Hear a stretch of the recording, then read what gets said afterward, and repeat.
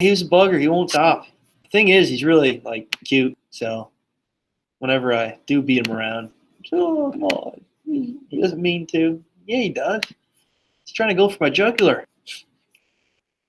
All right. So describe the 3 historical approaches to psychology we discussed in class on Monday, and what is psychoanalysis and behaviorism? So I mentioned already structuralism, functionalism, and Gestalt psychology. Okay, so describe it, talk about it, maybe some pros and cons to them, and then psychoanalysis and behaviorism. I know that's a lot there, but that's important to know before we move on. Real quick, current events. Sarah, you ready to roll for Friday? Okay, I think you have yours done already, though, don't you? Okay, good.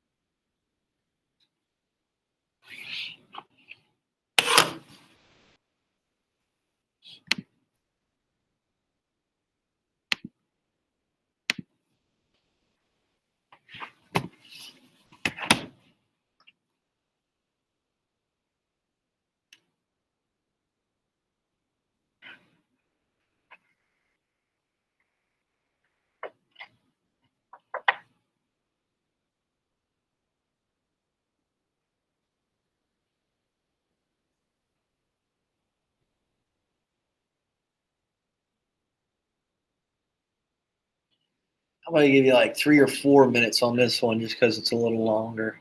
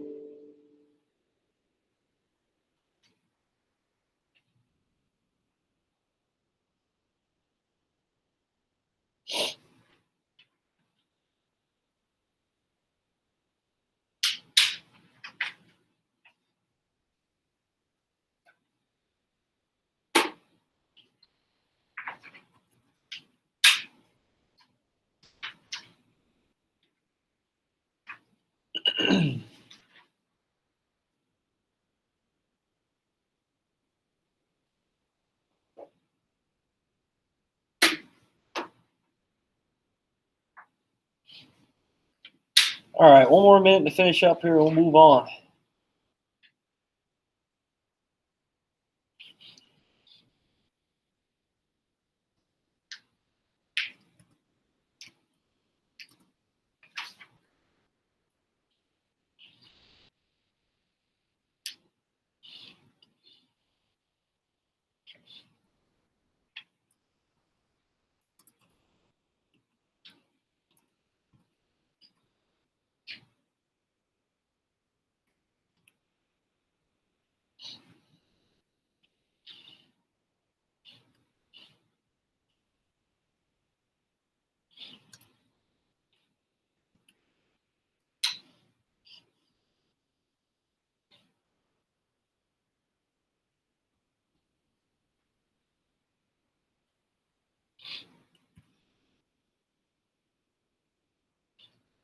All right, so let's go over this. Structuralism real quick. What is structuralism? Who came up with this idea? And what is it all about? What is structuralism? Z, go ahead, buddy. Yep, Wilhelm Wundt, right? Basically, that's the structure of the thought process in a built environment. Okay, good job, good job. So structuralism, Wilhelm Wundt, German psychologist, Leipzig, Germany, around the 1870s, comes up with this approach to psychology where it's respected as a field of study, as a social science. And he does this through a controlled study, a controlled experiment, right? And he applies his scientific method to it to the best of his ability. And what is structuralism all about? What, in simpler terms, what is he trying to accomplish with structuralism? He wants to try to make design principles, right? He wants to try to find a way of accurately understanding people's thought processes through guidelines, through principles that are established. Okay, he wants to come up with like a periodic table like chemistry has. Okay, different types of laws that are established for psychology to be more respected as a field of study. And he does this through a controlled environment, a controlled study, right? So he asks people questions, their responses to it, and he jots them down. Okay, he makes observable connections with these people as they respond to certain stimulus. So it could be through sound, sight, feeling, touch, whatever it might be, taste, hearing, okay, a lot of different things that he could be testing on. And what is it used heavily with, structuralism? What was that term? What was that term? Z, go ahead. Introspection, good job. And that's just really responding to certain stimulus, okay? And what's the problem with structuralism and introspection here? That it was really tough for him to really apply it to all facets of psychology. What's one of the issues with it? Sarah, do you know? So it's like all that stuff's done in the laboratory. Good. I mean, people know they're being, like I feel like if you know that you're being studied, Yeah. you act differently. You can't test everyone's brain. Perfect. You can't test everyone. Awesome. Good job. So, yeah, it's confined to a lab, right? People know that their studying is going on, so they might act or respond in different ways. And let's face it, everybody acts differently. Everybody has a response to stimulus different. So with food especially, we all can agree we might not all have the same taste in food. Smell, same thing. Music, what we hear, what we comprehend, what we understand. Okay, our brains all work in different ways. So that was one of the cons, I guess you could say, to structuralism. But he was trying to build certain structures, guidelines, principles to psychology. And he's considered the father of psychology, right? Okay, Wilhelm Wundt. All right, next one, functionalism. What is functionalism? And who came up with that? Campbell? Yeah, functionalism? It's looking at like the function and how the person adapts to that environment.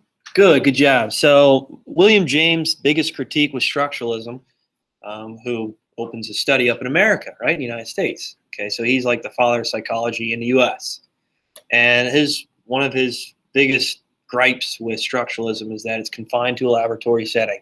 he thought, well, maybe we should try to study the functions of the mind and psyche and relate it to everyday lifestyle, right? How people react to certain stimulus, how people maybe adapt to survive in their environment, right? Into their certain environment, how they survive in everyday life, how they plan and judge, and how they try to schedule events within their mind. Does that make sense? Okay, so functionalism, good job. Good job. So he's pretty much using a naturalistic style of observation, people in their natural setting, escaping out of that laboratory, setting, right? All right, next one we talked about was Gestalt psychology. What is that? What is Gestalt psychology? Anna, do you know? It was the opposite of structuralism. So instead of studying the individual parts of the living, Yeah, good job. Good job. So it was Gestalt psychology. This was examining things as a whole, right? So maybe not focusing on the individual parts that make up that item, make up that understanding of something. So like with this here, the chair, Campbell, you remember that? Okay, it's not just a chair. There's more parts to it. But we understand it as the whole picture of something. Okay, and we went through the design principles, right? Proximity, similarity, continuity.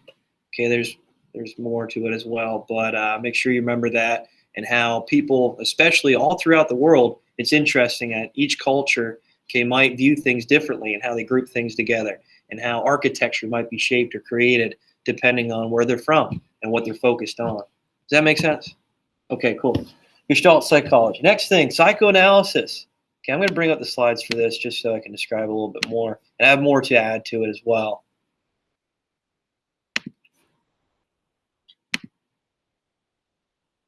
Here. Okay, good.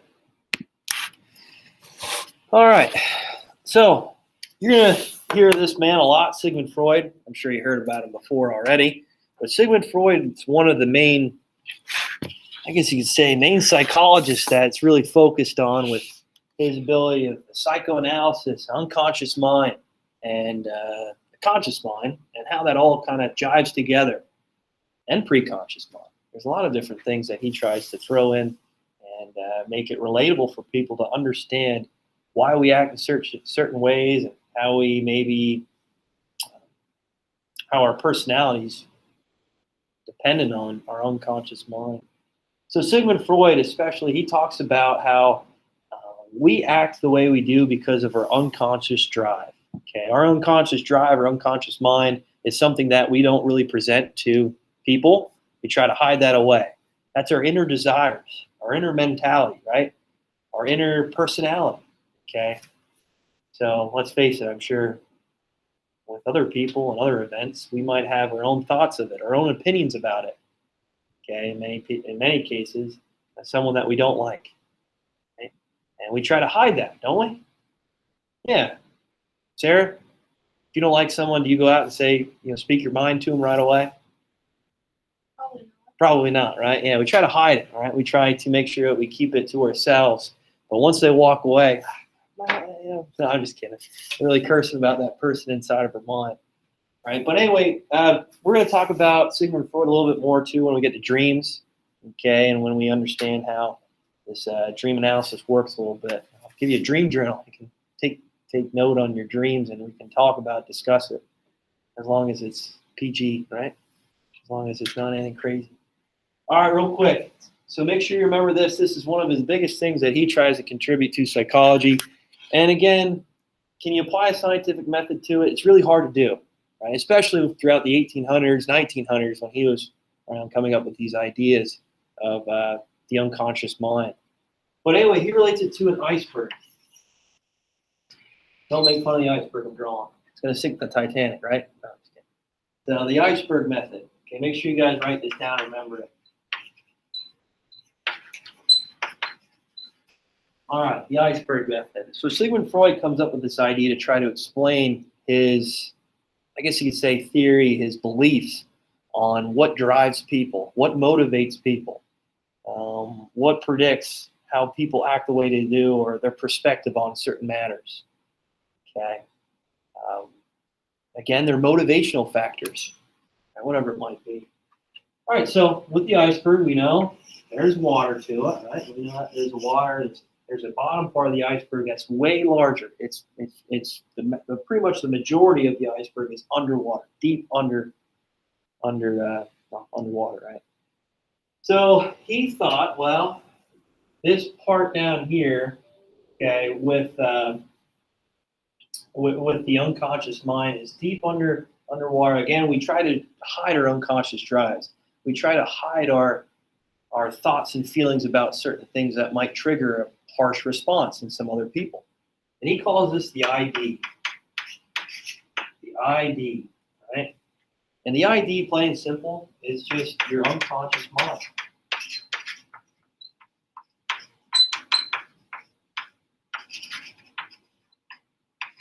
With this unconscious mind, this might be motives.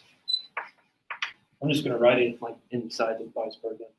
Motives. This might be desires. This might be secrets, right? I'll just circle here so we know. This might be like secrets that we try to hide from other people. This might be personality that we have, but we have to think about it before we actually present it to our friends or family, maybe our loved ones, right? Our loved ones might see this a little bit more, obviously, because we feel more comfortable around them. Does that make sense? Okay.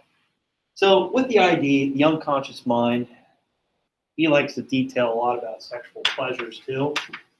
I'm going to try to avoid talking about that as much as possible, but with Freud, he definitely details on sexuality and sexual drives a lot. And he has a lot of theories on how we pick our partners in life. So you ever hear that, resemblance of, like, let's say, well, I guess it doesn't matter anymore, but let's just say, Campbell, you want to try to find someone that resembles your father, right? Father aspects, right? You look up your father, you like him a lot, he has a great personality, it matches your father. And vice versa. For me, I want to try to find someone that resembles my mom, her personality, her love and caring, right? Things like that. So that's what he tries to resemble. Oh, we try to pick partners that resemble our parents, our loved ones, the people that we look up to. And in many cases, that kind of doesn't really hit home. I mean, we might not have the best relationship with their mother or father, whatever it might be. That's kind of why it's not really respected as much anymore, his thoughts and beliefs on the matter. Okay, real quick. So ID, unconscious mind, unconscious drive. So again, motives, desires, personality, secrets, pleasures that we try to hide. Remember, it's deep under the water. We're trying to hide these personalities, these deep drives, because if we do, what will we look like to other people? That guy's crazy. Oh my God, what's he doing? He's going around whipping his bird out, crazy stuff. I'm just kidding. All right, so another part of the iceberg that's partially underwater, partly out, is the superego. The superego. Let's circle it here. All right, so the superego, again, it's kind of partly out of the water, partly in the water. I'll just kind of make this one. Superego is this idea of correct moral reasoning, right? Good moral characteristics. Let's just put good moral characteristics.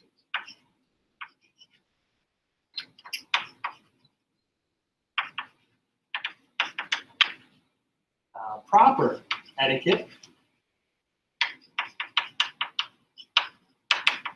Proper etiquette. Proper personality, I guess you could say. This is pretty much our ability to try to find good moral values, good moral norms, motives, characteristics, personality traits that we try to present to people to show that, hey, we're holier than renowned. We're better than, I guess you could say, the average Joe, right? So this is something that we're trying to focus on and trying to grasp, but we really don't overall show these types of personalities or these types of characteristics a lot. So a good way to remember it, the superego is good moral characteristics, good moral motives that we try to present to people on it to make us look more comfortable to be around. Okay, especially to people like where we're trying to establish relationships with, right? Hooker with TC, huh? I'm just kidding. So superego, just detail it. This is like the angel on your shoulder, right? This is like the angel on your shoulder, telling you to do the right things at all times. Try to be proper, show proper etiquette. Okay, not eat food and chew with your mouth open, right? No, make sure you're focusing on good characteristics. So what do you think the ID would be then? What do you think the ID would be then?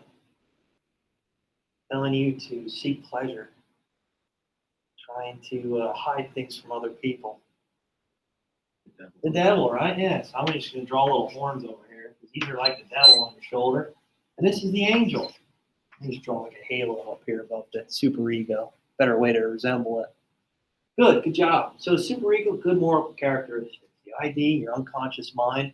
This is the way we're trying to really seek out our pleasures, our motives in life. And then real quick, superego is our preconscious mind. Preconscious. The preconscious mind. So again, preconscious is, yes, we can draw that information out real quick. Right? Just like what's 2 plus 2, Sarah? 4, good. So you knew that answer right away, didn't you? Do you know I was going to ask you that question now? Were you constantly thinking, oh, he's going to ask you, I'm going to say 4. I'm going to say 4. No, you didn't know it. You didn't know what question I was going to ask. Well, you could draw that information pretty quick, right? That's what he means by preconscious. Yes, these characteristics, these moral values are great. They're awesome. But do we really think about it all the time? Do we really present ourselves as good moral citizens every single day, 24/7, every second? No, we don't. We don't. Sometimes we're picking our nose. Sometimes we're picking a wedgie. No, I'm just kidding. Sometimes we're doing things we shouldn't be doing, or just getting back to reality. Yeah, that's what we want to try to focus on, but it doesn't happen all the time. All right, then finally, ego. This is completely out of the water. Why is this completely out of the water? Why is none of the ego underwater? What do you think, Sarah? It's how you want to present yourself. Not what you want to hide. All right, good. That's who we are, right? That's who we are. That's pretty much our presentable state. What we show to people. You kind of expect what we're going to get out of some people, right? I know Brendan McAllister, I knew what I was going to get every single day when he comes walking in the room. And for all you here, you're great, good students, so not really picking fights with me or anything like that. So your conscious drive, right, your ego is your presentable state, what you're showing at all times. And that's your conscious drive, right? Your conscious drive. That's what you're stating, what you're showing at all times. That's what you're thinking about right now, at that current second. What's on your mind? Sometimes maybe you're reaching down into the ID, thinking about some things that maybe you shouldn't. But for the most part, ego is our conscious state, what we're thinking about, what we're understanding at the current time. And that's what we're presenting as our personality, as the people we are. What people can expect from us every single day. Right? And obviously we know with bipolar personality disorder, that might be challenging this idea of the iceberg method, preconscious, unconscious, ID, superego. And we're going to talk about some of those personality disorders a little bit more when we get to chapter 5. Hopefully we get there. I know there's a lot of information we need to get discussed, but as long as we know the approaches, some perspectives, some abilities with perception, sensation. All right, you guys go with the iceberg method. You understand it? Okay. That might be coming up on a quiz or a test, so make sure you check that out. Make sure you remember it. All right, real quick. Last thing I want to go over, behaviorism. I didn't get to talk about this too much because the cat was trying to slit my throat there for a little bit. Yeah, his ID is always presented. You know, he always just going to do whatever he wants, my cat, Jack. He's always trying to attack me, throwing his litter out the litter box all the time. Funny story, too. You know, with dryers, they have that little tube that kind of connects outside to blow the exhaust out. He took it off. He was playing around with it Yesterday, we're doing washing. I put the washer in the dryer. I walk in the laundry room. It felt like a sauna in there. It was like kind of musky. What is going on in here? So I pulled out the dryer. There he is, holding on to it, like clawing at it. Get out of here. And I had to throw him out and tie it up again and make sure it worked. But I couldn't believe it. That would have been pretty bad if we would have kept using the dryer without it going out anywhere. But anyway, behaviorism, real quick. This idea where we make observable events, and we're using responses to stimulus and trying to predict behaviors. Predict, I guess you could say, characteristics, and especially with organisms, right, and animals, okay? And B.F. Skinner is one of the best known psychologists with behaviorism, okay? He uses experiments with mice, pigeons, and different ideas of how behaviorism works, okay? But he uses reinforcement, punishment, to try to predict behaviors. Does that make sense? What do you guys, I'm sure many of you received a reward in your life for doing something good. I'm sure we all know that. And we definitely receive punishment if we did something bad. It's trying to predict behavior, trying to make sure we can mold whatever we're trying to train, right, in some sort of conditioning. So make sure you remember conditioning, either operant or classical conditioning, which we're going to talk about. But B.F. Skinner, real quick. B.F. Skinner was a famous psychologist that thought of the idea of trying to predict behavior through behavioral patterns. And he did a test on mice. So he put electric volt current into a cage, and he had mice going over, and he had a lever. So whenever the mice would push the lever, food would drop down. It's like, oh, there's your reward.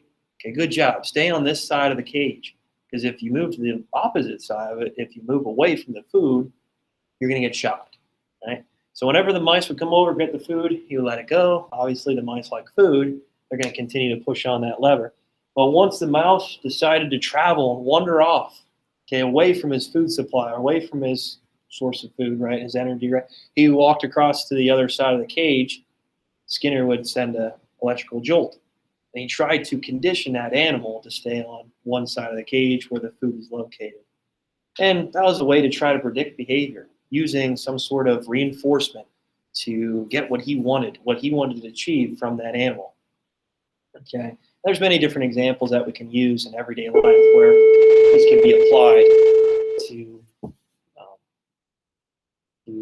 to us, I guess you could say, right? So with grades, we're always looking for that A. We're looking for that 100%. Touchdown, right? We scored touchdown. We spiked the ball. You might get yelled at for spiking the ball, but you got a touchdown. You're awarded 6 points, and your team could win. And if your team wins, I don't know, you get a pizza party, ice cream party. I don't know. Go out and have fun. Make sure you're following laws, following rules. Okay. All right. Is there any questions on behaviorism and psychoanalysis? Psychoanalytic theory. We're good on the iceberg method. Okay. Make sure you guys remember that. All right. We'll talk about Pavlov more when we get to some issues of behaviorism with conditioning and how we can train certain animals to really understand what they're about to get next. I know with my cat, whenever he hears the bag jingling, whenever he hears his bag of food getting ready to go, he runs right up the steps. He knows he's going to get fed. Now he has it almost like an internal clock. Every morning, 5:30, he's batting at the door. Doesn't matter what day it is, crying and crying and crying until I get out of bed to feed him. Oh, it gets annoying. It's annoying. But he's conditioned to know when he's about to get fed. Okay, we're going to talk about that more, like I said, later in the chapter. Okay, real quick. It's going to be assigned here soon. We're going to talk about some contemporary approaches since we discussed and went over all the historical approaches to psych. And that is right here. Let's find it. I think I posted it already. Yep, there it is. So page 17 to 22, contemporary approaches to psych. There's not that many. 1, 2, 3, 4, 5, 6. 6, I believe. 6 approaches that we still use today, that we still try to follow and use, and kind of leads into some of the career paths that we'll get into more maybe Friday or next week. All right, so use your book. describe some of these different types of approaches to psych that are used today, and we'll move on. You guys know what we're doing? Okay. There we go.